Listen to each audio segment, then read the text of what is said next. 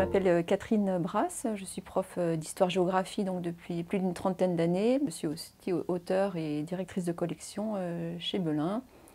Je m'appelle Serge Bourgeat, je suis enseignant en lycée dans le département de l'Isère depuis une vingtaine d'années. Il fallait absolument trouver une espèce de... il fallait trouver des documents qui étaient faciles à utiliser par les élèves. Donc le choix de textes qui soient des textes pas trop longs, des textes qui soient des textes faciles, des iconographies qui parlent aux élèves et qui en même temps témoignent d'une réalité géographique.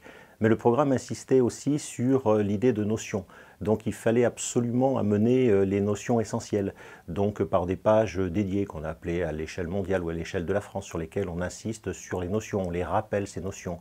Et donc c'était quelque chose qui nous paraissait fondamental, qu'à la fin de l'année, l'élève ait non seulement appris un certain nombre de choses sur des thèmes divers, mais maîtrise un vocabulaire, le vocabulaire du géographe.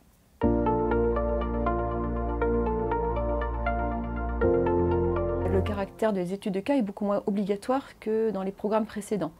Donc ça veut dire que la liberté est laissée bien sûr à chacun, soit d'avoir une démarche inductive, c'est-à-dire de commencer par une étude de cas et ensuite d'aller vers le cours ou la mise en perspective à proprement parler, soit éventuellement de commencer plus traditionnellement par le cours et ensuite d'approfondir.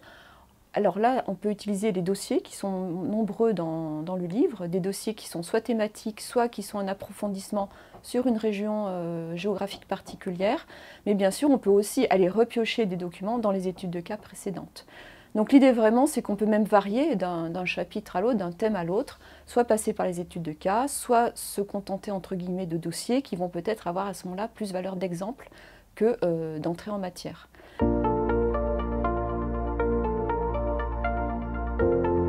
L'idée, c'est de varier les langages de façon à ce que l'élève soit armé pour les épreuves de baccalauréat qui désormais vont débuter en première, et puis de façon plus générale que le langage cartographique, le langage rédigé soit acquis progressivement jusqu'en terminale.